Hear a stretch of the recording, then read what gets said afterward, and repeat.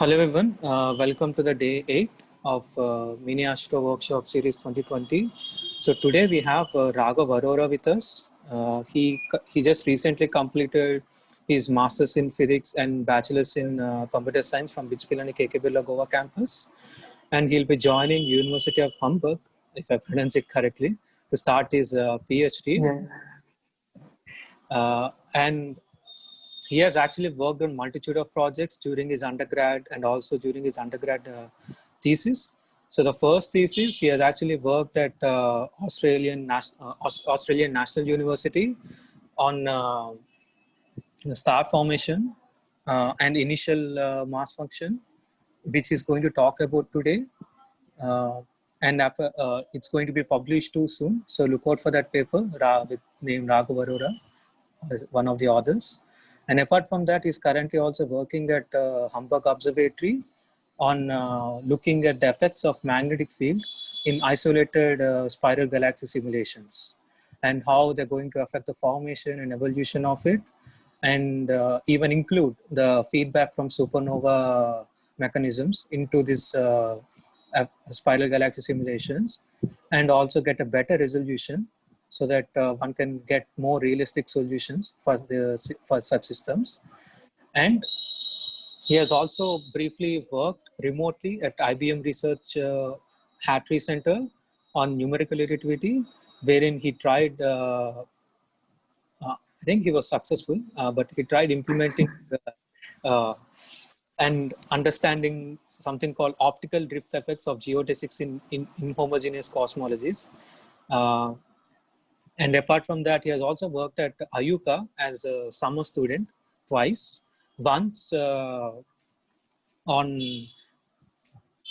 the large scale structure. Basically, he was trying to see if one starts with some initial cosmic microwave background conditions and adds some small perturbations, how the system is going to evolve and what is the resultant structure formation is going to be. And for that, he used the famous open source numerical relativity toolkit called Einstein Toolkit. And after that, he has also looked at using some algorithms called Young's algorithm and friend of friends algorithm to look at halo clustering, like basically understanding like to which halos do the galaxies belong to, so that one can actually get a better picture of a large scale structure. And while being at Vitskova, he has also briefly studied numerical relativity, wherein he understood what is the formalism of numerical relativity, what are the set of equations that are put upon a supercomputer to do these numerical relativity simulations, and also the initial value problem. And he has also briefly looked at template matching and chi-square tests, which are majorly used in gravitational wave data analysis to do some parameter estimation and signal detection. And interestingly, in one more summer during 2017, he has also worked on some simple magneto-hydrodynamic systems, wherein he was trying to look at some precursor signals for earthquake. So he was trying to predict what can be the early warning signals so that one can actually know whether an earthquake is going to happen now or not. So towards that, he was looking at decaying magnetic fields. I think it's really interesting how magnetic fields can be connected to earthquakes, but maybe he can talk about briefly towards the end of his talk. And also he has received two awards per se. One was to actually do his undergrad thesis at Australian National University, ANU, where only few handful people from India are handpicked to do a research project at ANU. And the title of the award was Future Research Talent. And along with it, he was also awarded Indian Academy of Sciences Fellowship to do his summer projects at IUCAA, I assume. As you see, he has worked on a lot of computational aspects, and he has also a degree in computer science. So more than happy to welcome as our speaker today. So with that, Raghav, you can kick it off. Yeah, thanks a lot, Surinder, for reading out my CV to to people. But yeah, as you can see, like I was a very confused kid in my undergrad, but now I think like I've sort of found my saying for the next 3 years since I started my PhD at Hamburg University. So without further ado, I think I'll start the talk. So today, again, I'm going to talk about star formation, which Shivan presented yesterday. Now, Shivan talked about a lot of physical processes and about a lot of physics that goes into star formation. Today, I'll give you a rather skewed perspective on what I have worked upon, and for doing that, I'll give you a lot of background and I'll talk about star formation laws initially, and then I'll talk about the initial mass function, and then finally, I'll also talk about this is my area of research. So this is what I worked on in my first thesis. Now, my talk is going to be more observationally inclined than Shivan's talk. So I hope you find it interesting. So before I move on and introduce the star formation laws and the IMF, I'll introduce the relevant scales in the problem. And astrophysics has a lot of scales involved.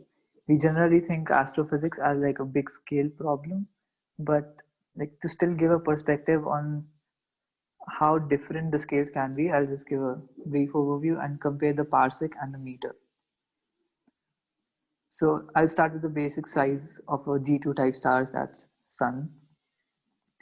And that's like around 10 raised to a minus 8 parsecs. And if we compare that with the meter, that's like a hemoglobin molecule. So that's the smallest scale at which, that's not even the smallest scale at which star formation works. Because if you were listening to Shivan's talk, you know that there's also turbulence at even smaller scales and magnetic field works at smaller scales. But we start with a star for now. And then the next scale that we can think of is distance of the Earth to the Sun. That's around 10 is to minus 6 parsecs. And that's almost equal to the diameter of an RBC in our blood. Okay. And so maybe we are still getting close to to the parsec now. And I'll compare the distance of the Voyager 1 spacecraft, which has been throttling at I think like 50,000 kilometers per hour speed continuously for 43 years. And it's still not close to the parsec. And okay, so yeah, so this is as you can see. So I don't know. So this can be the size of the breadth of the hair on his head or anything inside it. I don't want to comment. And the next thing is the distance to the closest star, which is finally about 1 parsec. And okay, so the 1 meter you can that's the length of a hobbit or anything else you can think of. And now we can finally go on towards the galaxy. And as you can see, Sun is right here in the Orion arm. And its distance from the center is 8 kiloparsec. And let me tell you, star formation has effects on all of these scales, right from a star such as Sun, right, towards the evolution of a whole galaxy. And I think Shivan did talk about these effects yesterday. Okay, so now we're going to begin with galactic scales, and I'm going to zoom down little by little, and then I'm going to show you some observations, and then we'll make some inferences. But I'll just show you what inferences people have made over the past 40 years. So on galactic scales, that is kiloparsec scales, we will consider the galaxy as a point object, and few questions that we can ask is how fast do stars form in a galaxy, right? And the first person who thought about it, not thought about it, but concretely did something was Schmidt in 1959, and that's really that's really old. And he proposed a correlation with the gas density. Now, so the RHS in this equation just has sigma gas. The sigma means the surface gas density, and the LHS, that sigma SFR, is the surface star formation rate. It's the mean star formation rate over a whole galaxy. And the reason why we're talking about these and not volume terms is because we cannot measure rho. We cannot measure the three-dimensional volume. So, and since we can only measure sigma gas, which is the surface gas density, that's what we talk about. And so the RHS of this equation just has a form of rho, and it doesn't have a lot of information. So Schmidt was trying to propose that the star formation should only depend upon gravity, let's say, or maybe pressure forces, right? Because that's all gas has. And in 1998, finally, when telescopes were able to catch up with the theory guys, which were and we finally had observations of star formation rates. And there's actually a funny story of why this happened. So, so during the Cold War, during the Cuban Missile War in the 1970s and 80s, there were a lot of infrared satellites being launched by the US. And the reason is because they wanted live tracking of any nuclear warhead that USSR was going to deploy. So, and they were all looking on the Earth rather than in the space. But as the Cold War fortunately did not start a World War III, and in 1991, USSR split up, and then astronomers thought, why not just launch satellites and turn them outwards into space? And then we had a lot of infrared observations coming in, and that's how we were able to estimate the star formation rate. And so in 1998, finally, Kennicutt actually verified this law, and it turned out to be a pretty good estimation, let's say. Now, you can see that there are a lot of colored points, and there are different types of galaxies. And I do not need to go into how they're measured and what they imply, but just know that every point here is a galaxy. So these are star formation rates. So on the y-axis, we have star formation rate, log of star formation rate, so that we can see more data. On the x-axis, we have log of sigma gas. So basically, this is represented in this graph. And even though there is a huge scatter, we can say that this law actually works on galactic scales, right? And this is a very famous paper. And this paper by Kennicutt, I think it has at least 6,000 citations. It's like the whole astronomy community right now. So you can, and one thing to note here is that the sigma gas here is the total gas. And by total gas, I only mean mostly H1 and H2, and H1 here is atomic. So yeah, this is a weird spectral notation that astronomers have employed, and I apologize from their side. But here H naught, that means neutral hydrogen mean, is denoted by H1, and H plus is denoted by H2, and the molecular hydrogen is denoted by H, this symbol. Right. And if anything's not clear, you can just unmute yourself and just ask questions. It's okay. Okay, so now that galactic scales are done, so what happens when we try to zoom in a galaxy, right? So this is a beautiful image of NGC 5055, and the first question that we can ask after zooming into a galaxy is, where does star formation happen in a galaxy, right?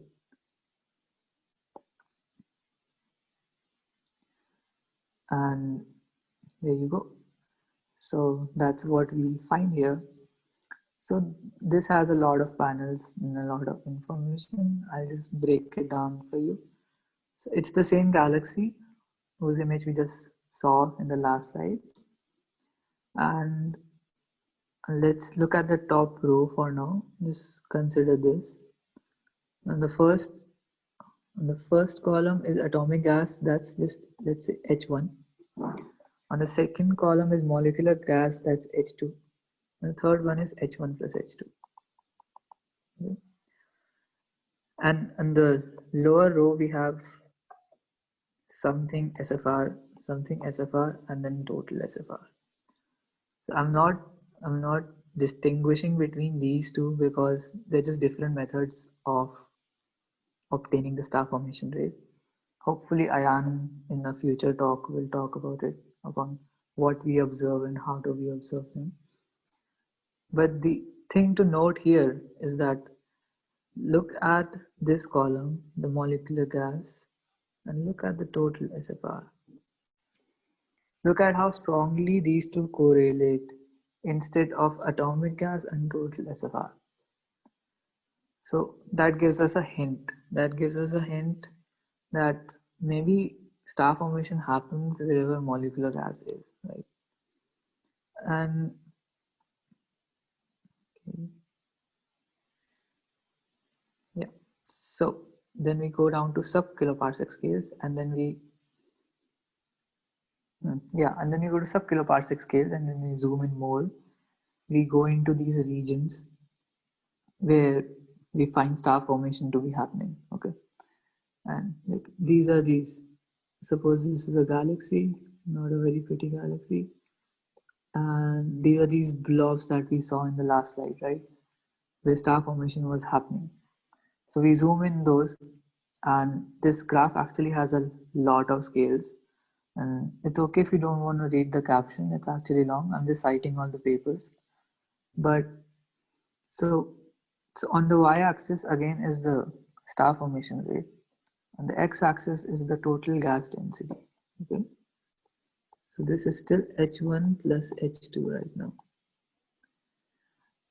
And the first thing, like, forget about anything you see here, just the first thing that we realize is there's a lot of scatter in the y-axis, right?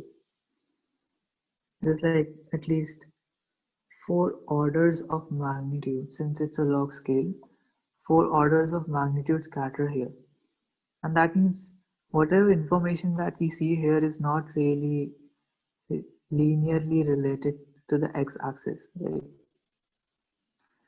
And the second thing that I want you to notice is how the correlation gets more tighter after this density here, right? So there's a reason this happens, and I'll just show you another graph. Okay, so things here are a lot better, right? And the reason this is so because the x-axis just got changed. The x-axis has H2 instead of H1 plus H2. So that means the star formation rate in the y-axis is more strongly correlated with just H2 rather than H1 plus H2. And the reason why in the last graph we had a tidal correlation for higher densities is because at higher densities H2 is more dominant than H1. And this actually doesn't has anything to do with gravity. It actually has to do with its formation and dissociation processes. So what happens is, suppose you have, okay, not this. I'll just write this again. Suppose you have some gas here in the interstellar medium, and there's one process that creates H2, and there's another process that dissociates H2. No. And so it happens that the one that creates H2 is actually directly dependent on the density. So this is just the number density. And this is why at higher densities we see more H2. And yeah, and we can see on the figure now, let's come to the figure, that there's actually a lot less scatter, but it's still at least 2 orders of magnitude, right? And note that we are at the sub kiloparsec scales now. That means, uh, okay, so how do I, okay, we can just say, so this, for example, these green pixels here represent the small Magellanic Clouds. Like these 12 parsec resolves small regions of the small Magellanic Cloud.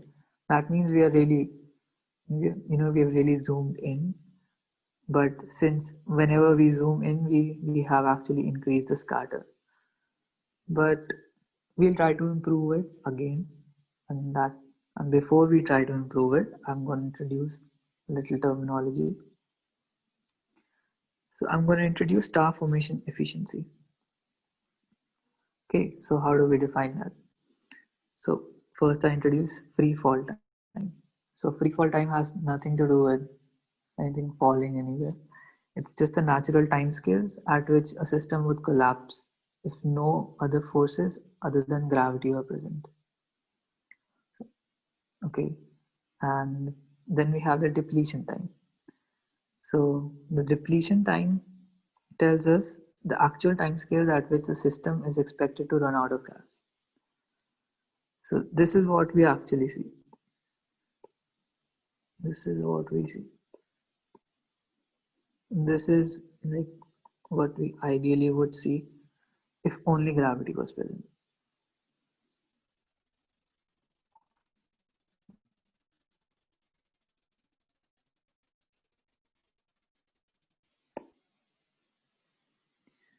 Now, okay, so let's do a like very simple derivation. Rho here is density, and so rho dot star is just the star formation rate, and rho is the density, and TFF is the free fall time. Then the star formation rate would be rho by TFF and into epsilon FF, which is the efficiency with which the system is converting the rho into rho star. Now in the second line, I have converted all the rho into sigma because that's all we can observe. And in the third line, I've just rearranged whatever I've written in the second line. So as you can see, the T depletion has a sigma star and a sigma H2 in the denominator. So these two are actually observable quantities. That's why T depletion is the observable time scale. Okay. And the important equation here is equation 1, which I've labeled. Now, this is actually different from what we expected, right? Like we have been following star formation laws of this kind. But like this has a division of TFF. And what this does is we have an independent way of measuring TFF from mass and volume observations of molecular clouds. So this is sort of a hack for including rho. This is a hack for including rho in our observations instead of just a sigma. Sigma is the surface gas density. You can just look at this in Krumholz et al. 2012 paper if you wish to. And so this again called for a new star formation law. And we have just added one small element of physics, and that's inclusion of rho instead of sigma. And as you can see on the RHS, like the scatter is again even less than what we observed last time. And this actually has a lot of information on it. So the first thing, it combines all the scales that we just talked about. It combines the kiloparsec scales, which are unresolved galaxies. So these represent the kiloparsec scale observations. And there's resolved molecular clouds. These are parsec scales again, and these are sub-kiloparsec scales. in resolved galaxies. And we can see that our new law, which is represented in the x-axis, has sigma h2 by TFF. And it has improved the scatter along all the scales. This is well and good. Like we still see some scatter, but maybe we can live with it. But another small interesting point to note here is that the value of epsilon ff. Like it's written right here. So the value of epsilon ff is 0.01, and that's really less. That's like 1%. So somehow, like our universe, like anywhere in the universe you go, like even back in time at high redshift or in Milky Way, like it's just very inefficient at forming stars out of gas. Does anyone want to take a guess why? You can just speak up.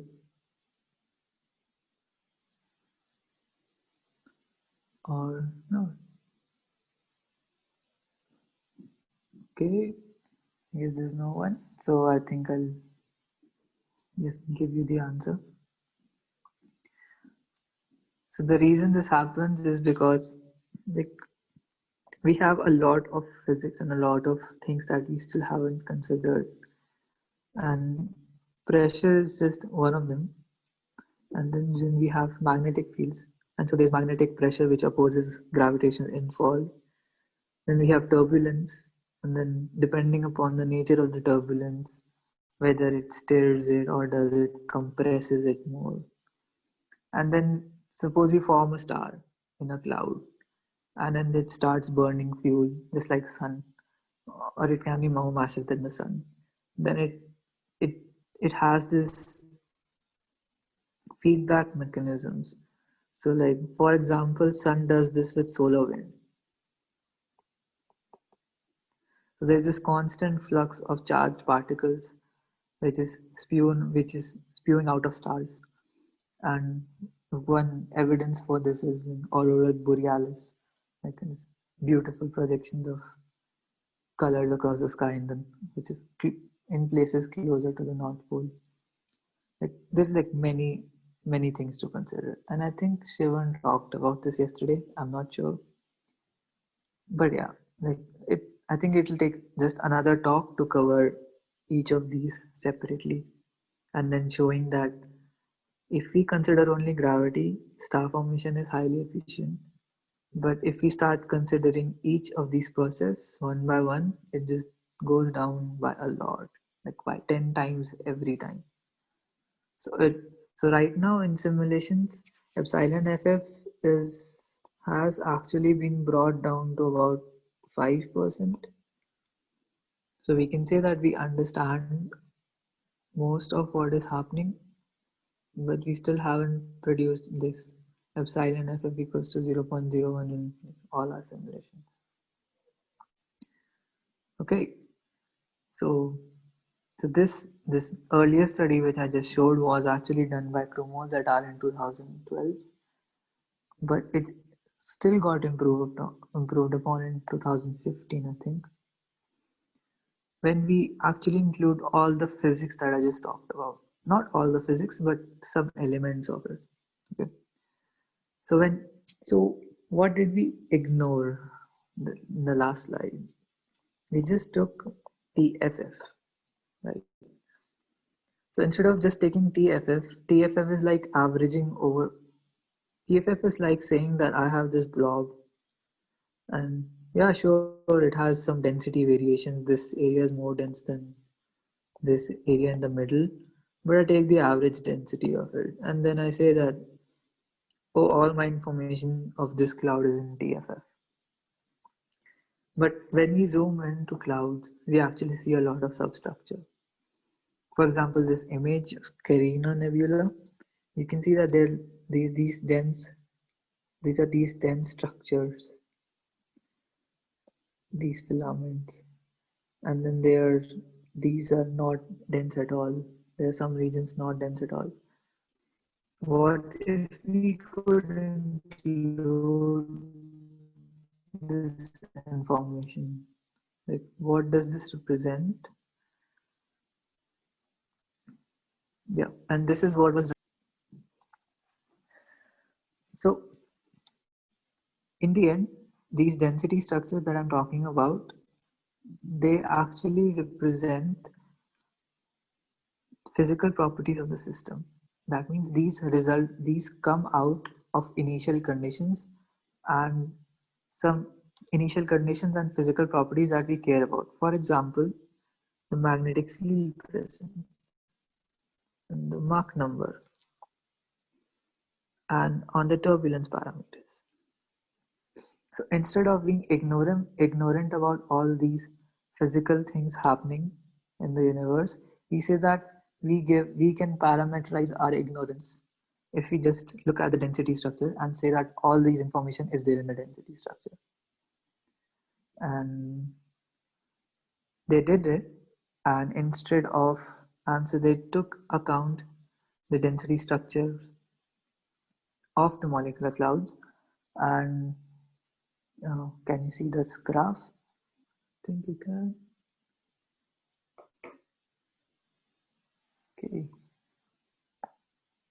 Okay, yeah, now you can.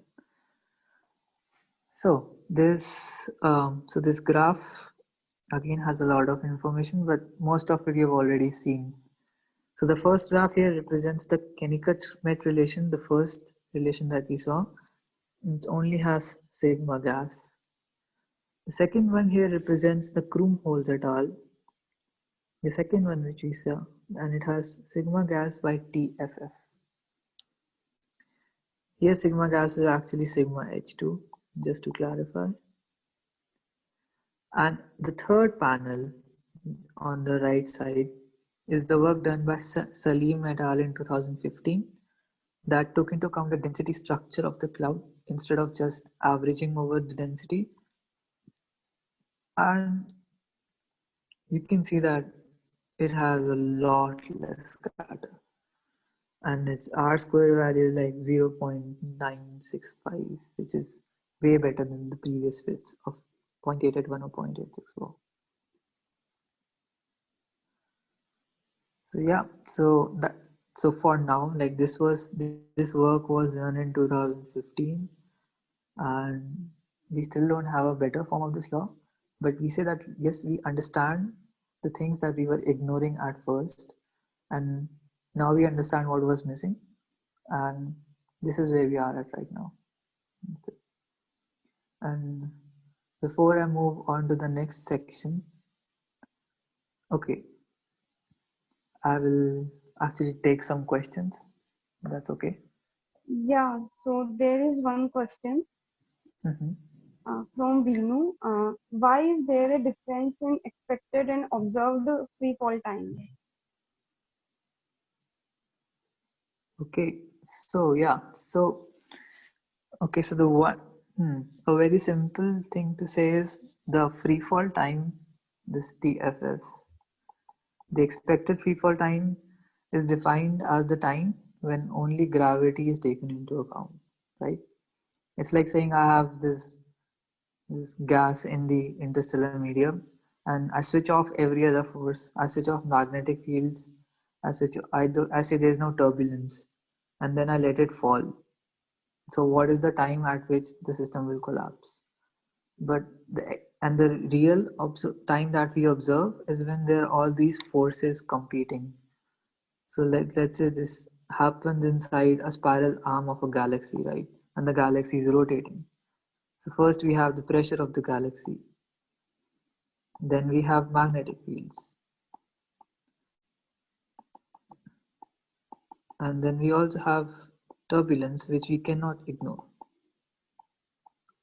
And then there's feedback processes from the surrounding gas. Like if the supernova goes off somewhere, it strips the gas, and it's like a very unstable environment. That's why the expected time is like way more than the free fall time. Okay, so there is one more question from Shantanu. What exactly is done to take more physics into account? Okay, yeah. So I will actually show you some. Okay, this is not working.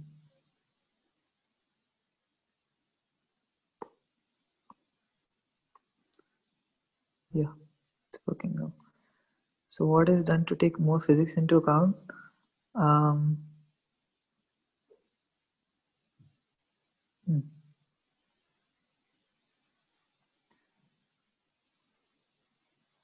Okay, so can you see the slide now? This way. Yes, so instead of just taking the free fall time, that's TFF into account, we actually use this. So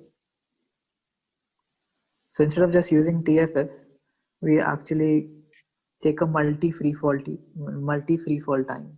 That is, we go to we and like there's a particular density structure. Let's say this is the density structure of the cloud.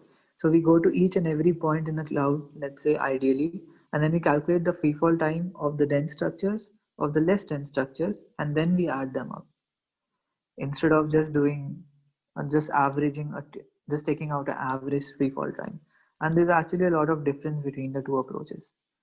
So and why is this so? Because this density structures, this complicated density structures, this arises out of all the physics that we have ignored, right? And that has all the information that we've ignored. And as soon as we do that, we see that our things improve a lot. Yeah, there you go. Okay, so there are two more questions. Mhm. Jayesh asks why H1 gas density doesn't contribute much to star formation. Is it because the radiation pressure isn't enough to counterbalance gravity? Okay. So I don't know where you get the read. Yes, you are sort of right because you see the thing is whenever gas gets enough, like whenever gas gets enough dense to form a star, we automatically get more H2 than H1. So it's not like H2 has some special correlation with just star formation. It's just that dense gas in ISM is always in the form of H2, and since stars are dense, we see a correlation between H2 and stars. That's it. Okay, so last question. Can we find out the contribution of dark matter we take into account the disparity of efficiency of star formation? Hmm. Can we find out the contribution of dark matter? Hmm. Uh, hmm. So you see, that's a tricky question because uh, see, dark matter only interacts by gravity, right? And I don't think its effect on the overall star formation rate is that much. Yeah, that's true. Like I think it has been done before, and it has been found out that it doesn't really affect. So dark matter has this good NFW profile in a galaxy, and it does affect the overall evolution of a galaxy, but not individual star formation rates. Like a way to think about it is that like there's these like lot of turbulent things happening around in ISM. Like you have gravity, then you have magnetic fields, and any effect of dark matter would actually be second order or third order in magnitude, and it won't actually affect it that much. So you won't immediately see it, and I'm sure like it doesn't affect it. Okay, so any more questions? No question. Okay. So if anyone feels that I'm not really clear or anything, I think you all have my email ID, right? You can just email me again and I'll be happy to answer them again. Yes. Okay, so I think I should move on to the second part of the talk. Yeah. Yeah, okay, good. So, okay. Yeah, so the second part of the talk introduces the initial mass function. So it is defined as the mass distribution of the stellar population at the time of birth. Okay, so this is a typical graph. Okay, I think I'm running out of battery. I'll just charge it.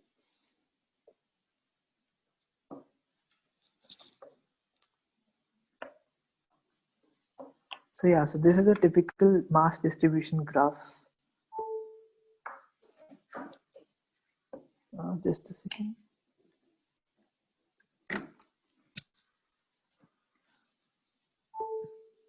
Okay, so this is a mass distribution graph of 3 open clusters, or actually 4 open clusters.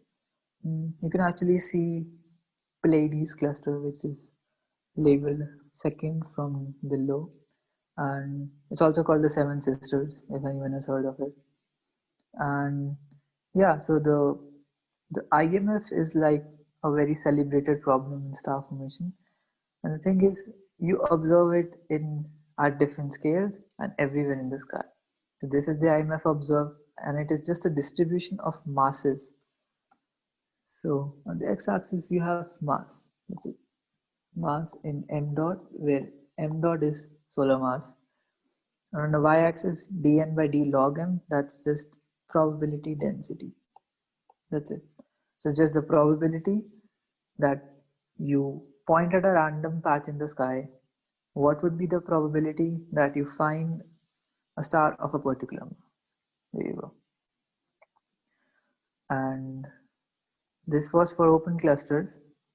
And, this is for the galactic spheroid. And this is also almost similar. It has going down to lower masses, so that's why it has this steep slope. And then this is for globular clusters. And again, you observe almost the same thing.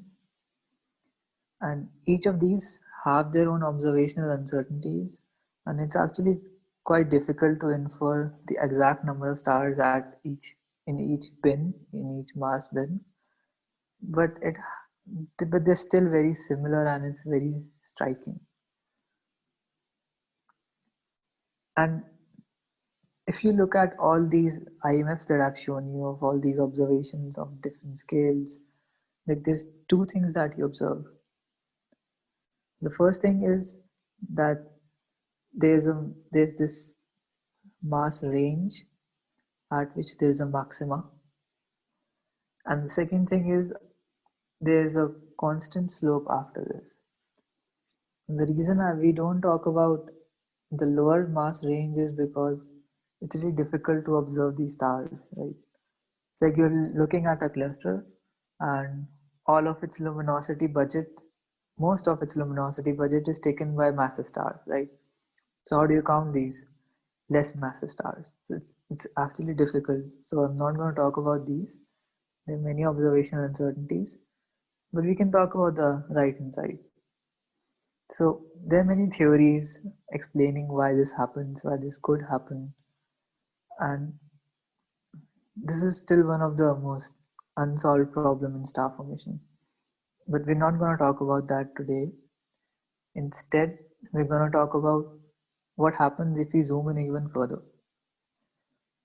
So right now we were considering sub-parsec scales, right? We were considering these molecular clouds, these nebula, which were star-forming regions, let's say in hundreds of parsecs or 200 parsecs. So what happens if we zoom in even further? Like, do we observe the IMF still? So with recent technological developments, we can see further into space, and that means for nearby galaxies, we can zoom in even further, right? This comes with a big caveat. So the caveat is it leads to an improper sampling of the IMF. What do I mean by an improper sampling of the IMF? So it's very simple. Suppose you have a die, and you know that the probability that you get a single number is 1/6. But suppose I only throw the die 5 times, or let's say even 6 times, and then you calculate the probability, you obviously won't get Pn equals to 1 by 6, because it's possible that you won't get all the numbers there, right? So that is what happens in stochasticity. If you zoom in down deep enough, it's possible that you don't even observe. Suppose you observe a very small region, star forming region. Let's say it's of mass 10 raised to power 3 m naught. So it's possible that you cannot sample the full IMF distribution. And this has actually been studied a lot, and even in 2011 or so, people came to the conclusion that the limit is around 10 raised to power 4 m naught. And when you don't sample, so yeah, so these white lines, so these white dots are stars, and this red line is the IMF. And it can happen that you do not sample this fully. Suppose you don't sample this region right here. So what are the consequences? Like, when does it happen? Like, we'll talk about that now. So a very famous example of a low mass star region right here in the Milky Way is, I think if each one of you could know it, like must know it, I think you should know it. It's a hint is it's one of the brightest nebula in the sky, and it's also visible in the naked eye. Oh, that right. So does anyone have any idea which nebula is it? Oh yeah, that's right. Shantanu is right. Okay, Vivek is also right. Okay, so you guys know amateur astronomy. That's nice. Yeah, it's the Orion Nebula. So yeah, that's great. So yeah, so the Orion Nebula actually has, like, it is actually less massive. That's like 10 raised by 3 m naught again. And it's a great example to see like why stochastic effects are important. So, so why is stochasticity a problem, right? Suppose, yeah, so we're not sampling it enough, and we know that we're not sampling it enough. So why does it pose a problem to us? The problem is when we try to take out conclusions, okay, assuming that the IMF is fully sampled. Like many parameters such as the star formation rate, the metallicity, etc., have been empirically derived through observation, assuming that the IMF is fully sampled. It's because in earlier times you could only resolve the whole galaxy as a single dot, or nearby galaxies to scales which were around 1 kiloparts. But now you can go down to individual H2 regions and molecular clouds and look at less massive structures which have less mass. And if you derive those same properties, assuming that the IMF is sampled, then you run into problems. Yeah, so this is where I come. This is where I come in and solve that problem with my prof, obviously. But sadly, this is not true. In research and especially in like astronomy, mostly your prof has the idea and you just tag along with them. That's what I did. And yeah, so this is a problem for observations that strongly depend upon some part of the spectrum. So how do we solve the problem? We actually don't solve the whole problem. We actually just point out that people are wrong. And as you know, it's like really difficult for people to accept that they're wrong.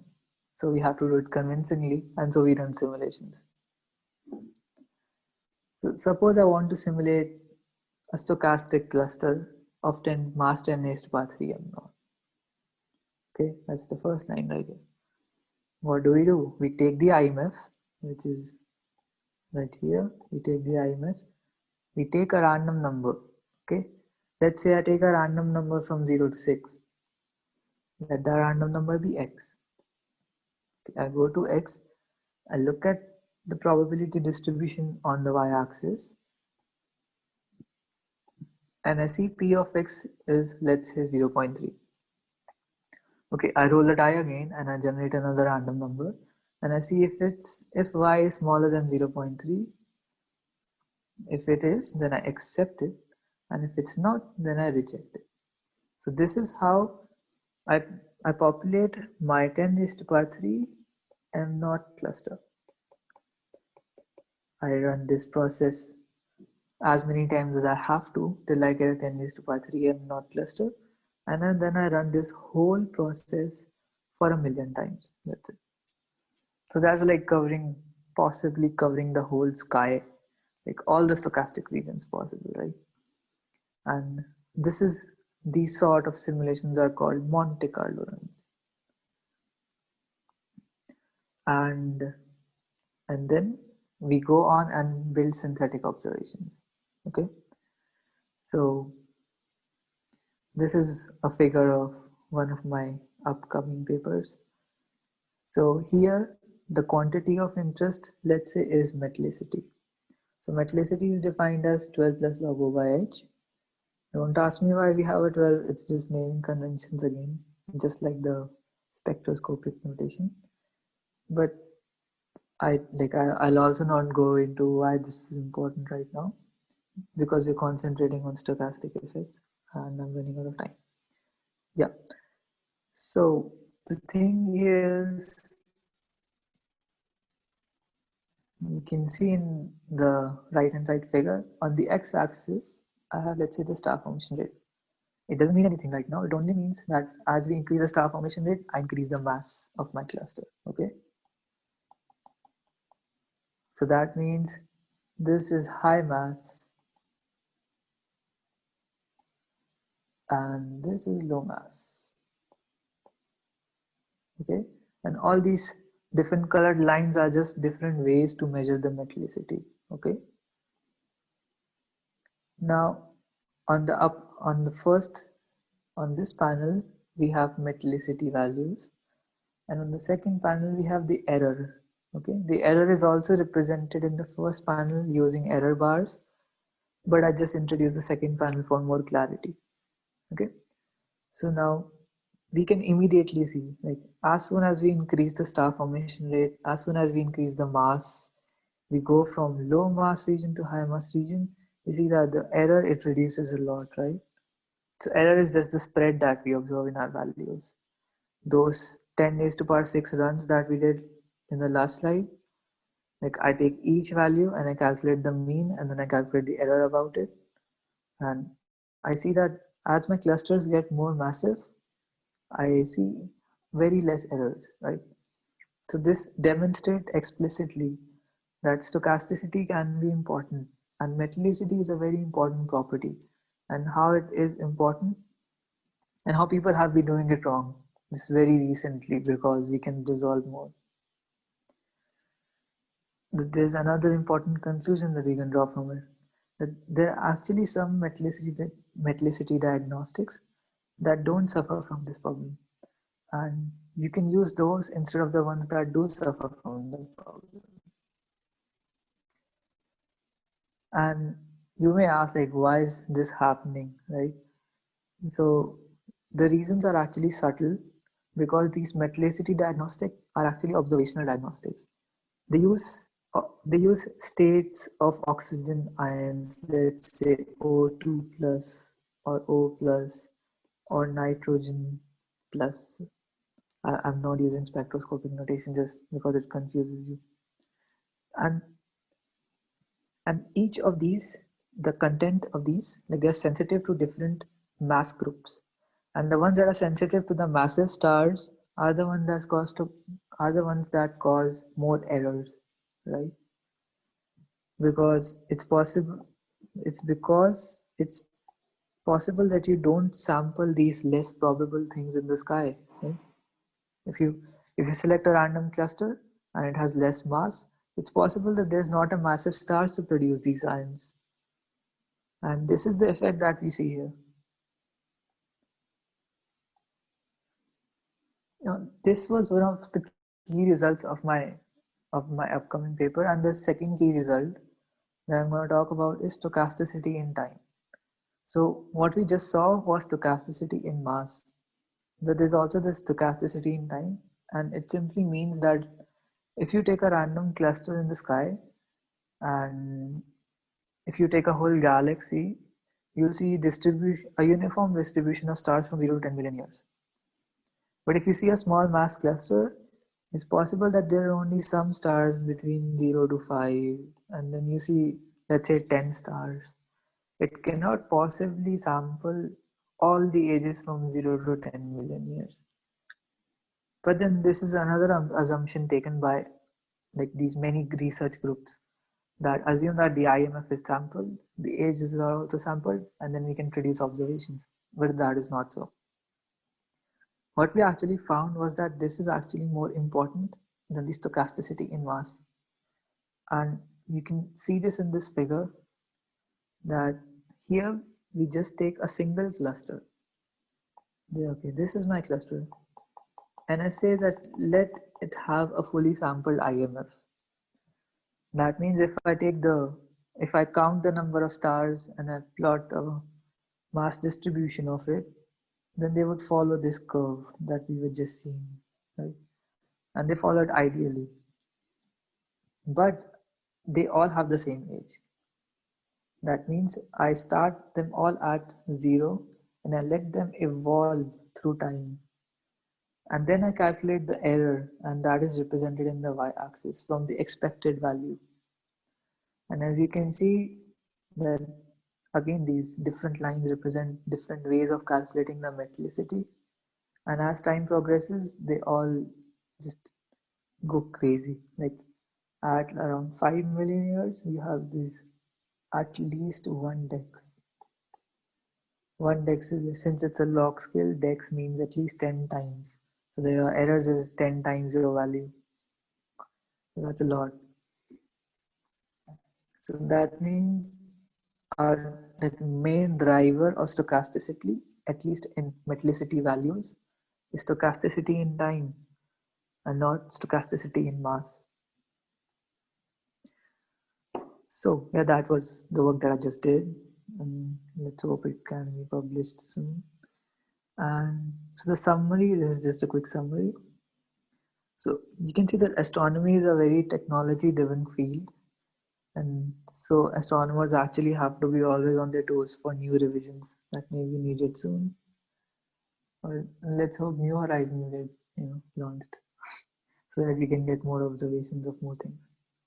And stochasticity. So what does stochasticity teach us? More resolution can sometimes come back to bite you in the ass. That's actually the words of my professor, not mine. But I won't quote him on that.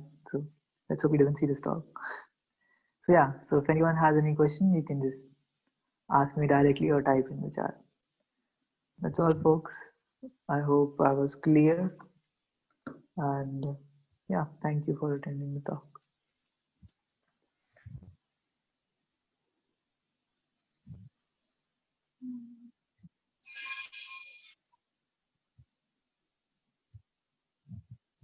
So in the chat so far, I cannot see any questions. Okay, yeah, I see that there are no questions. So I guess everyone understood everything. Okay. Yeah. We can wait for a few minutes. Maybe if someone is typing there. Yeah, sure. We can wait for a little while.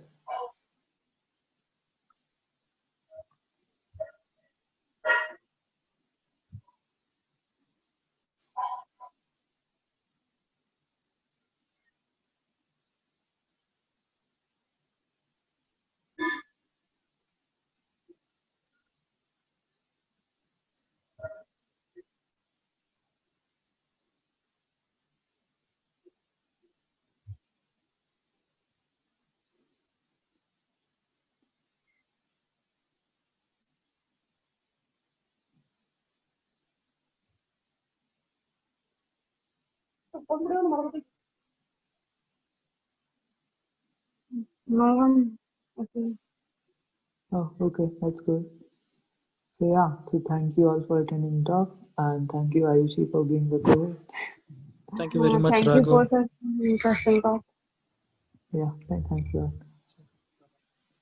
So yeah, cool. So if Surinder was there, I would thank him too, but I guess that's it. Mm,